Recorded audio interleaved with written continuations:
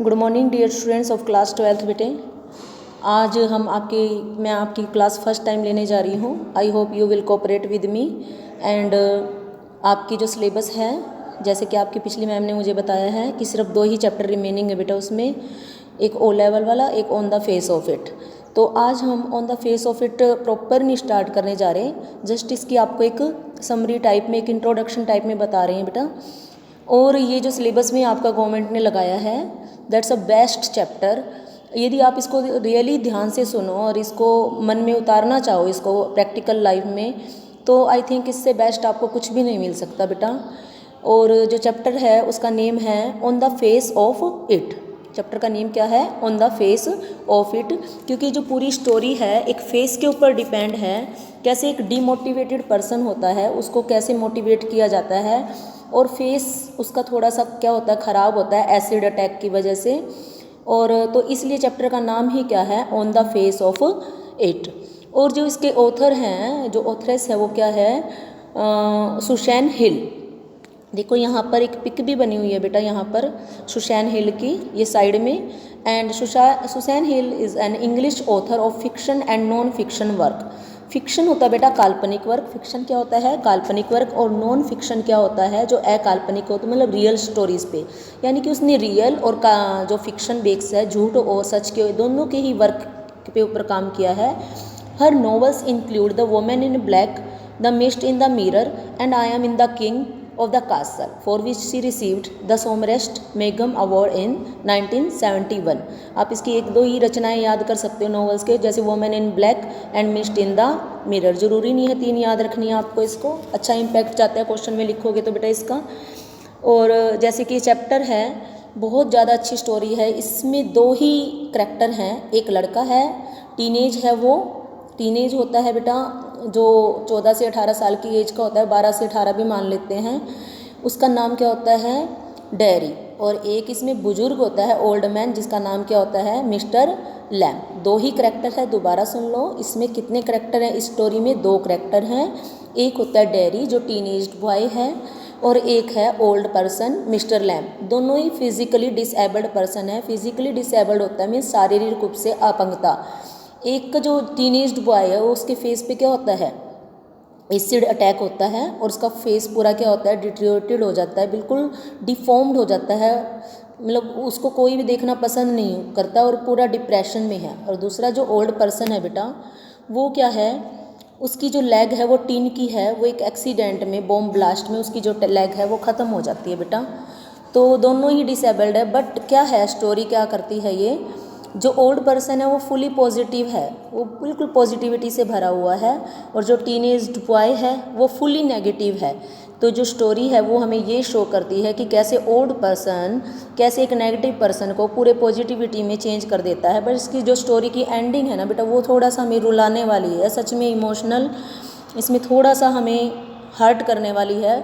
But जो story में जो बीच में है वो काफ़ी इंटरेस्टिंग है और लाइफ में अप्लाई करने लायक है। आपको चैप्टर ही इसलिए पढ़ाए जाते हैं कि आप कुछ इंस्पिरेशन लो और लाइफ में उनको अप्लाई करो। The story is about a teenage boy. ये जो स्टोरी है बेटा किसके बारे में है? टीनेज बॉय के बारे में है, जिसका नाम क्या है? डेरी है।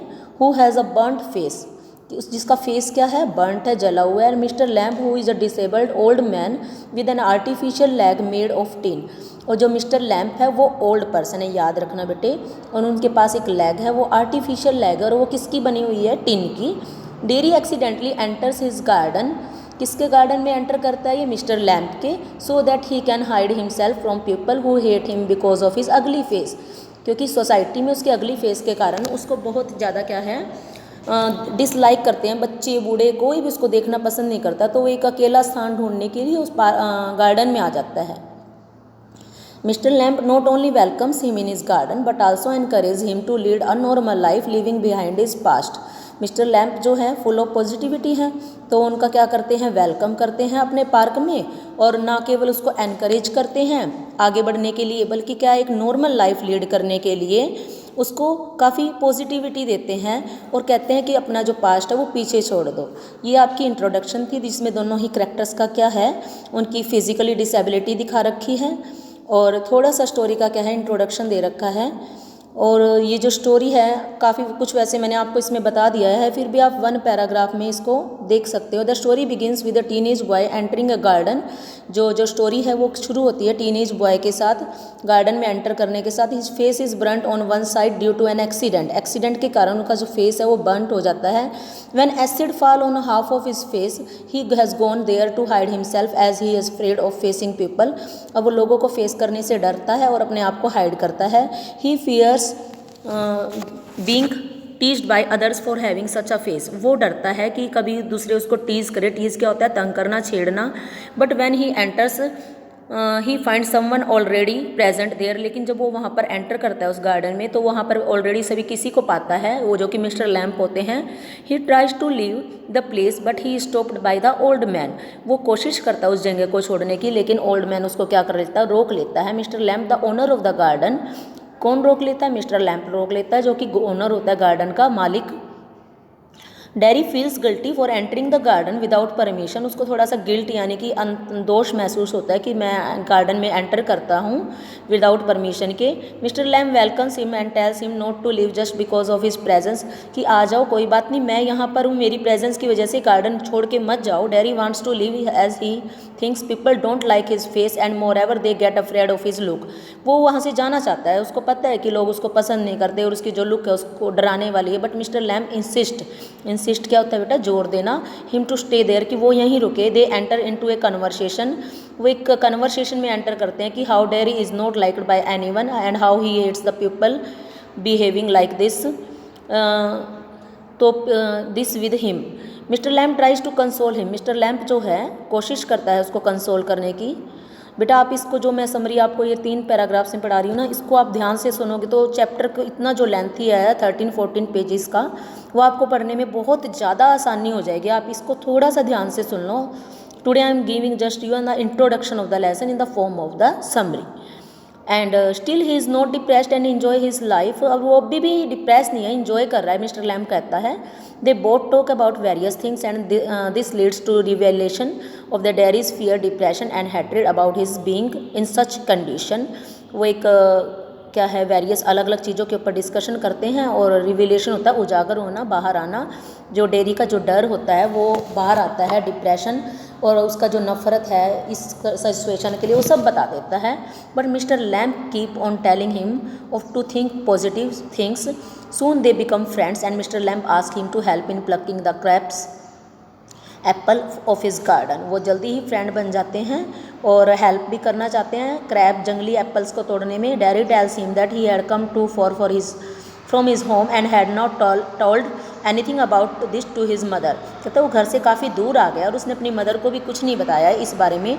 Mister Lamb tells him to take permission from his mother. Mister Lamb क्या कहता है? जाओ अपनी मदर से परमिशन लेके आओ। Derry finds it difficult and Derry को ये बड़ा डिफ़िकल्ट लगता है। And this leads a small quarrel between both of them. इससे क्वेरल भी हो जाता है, झगड़ा।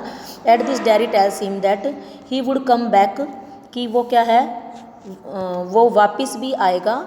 And at last Derry tells him that he would come back after talking to his mothers, कि अपनी मदर से परमिशन लेके वापस आएगा। His mother does not want him to go back but he come back again to fulfil his promise. वो अपना promise fulfil करने के लिए ज़रूर आता है। मीन वाइल उसी टाइम, मीन वाइल क्या होता है? उसी time mister lamp climbs the ladder. Ladder क्या होता है बेटा? सीढ़ी। एक हमारी जो स्टेयर्स होती है घर में वो भी सीढ़ी होती है, और ये जो लैडर है, डिफरेंस क्या दोनों में? स्टेयर्स क्या होती है? इमूवेबल होती है, और लैडर क्या है? मूवेबल। हम उसको एक जगह से उठाकर दूसरी जगह पर लेके जा सकते हैं। That is the difference between the ladder and the stairs. On his own to pluck the crab apples as he was sure that Derry would not return. डैरी को पता है कि वो वापस नहीं आएगा। He was disabled and was difficult for him to climb. और ये उसके लिए बड़ा क्या हो जाता है? डिफिकल्ट हो जाता है चढ़ना। Mister Lamb falls on from his ladder and dies. Mister Lamb जो है लैडर से गिर जाता है और मर जाता है। Derry on the other hand returns to the garden to help him. Derry क्या वापस आता है उसकी हेल्प करने के लिए गार्डन में। और when he enters the garden he sees mister lamp laying on the ground. वो क्या देखता है कि जो मिस्टर लैम्प है वो ग्राउंड पे ही पड़ा हुआ है। Derry tries too hard to make him move but did not get any response from him. लेकिन उसको कोई रिस्पॉन्स नहीं मिलता, हिलाने की कोशिश करता है। Finally he comes to know that he is dead and starts crying. उसको पता चलता है कि वो मर गया है और वो रोना शुरू कर देता है। तो लेकिन जो मरते मरते है वो क्या करता है, उसके अंदर एक बहुत ज़्यादा पॉजिटिविटी भर के चला जाता है और लाइफ को आगे जीने की प्रेरणा देता है। आप इसको डिटेल में जब देखोगे ना बेटा, रियली सच आपको बहुत ज़्यादा इम्प्रेस हो जाओगे इस स्टोरी से। तो नेक्स्ट जो भी वीडियो मैं बनाऊंगी तो हम इसकी डिटेल में पार्ट्स में कम से कम 5-6 पार्ट्स में इसकी स्टोरी को रीड करेंगे बेटा। और अभी के लिए जैसे आज की क्लास में आप इसको ही, इस वीडियो को ही देखोगे, इसकी इंट्रोडक्शन के लिए, इसकी समरी में क्या है, करैक्टर्स क्या है, ठीक है बेटा। Thank you, have a nice day.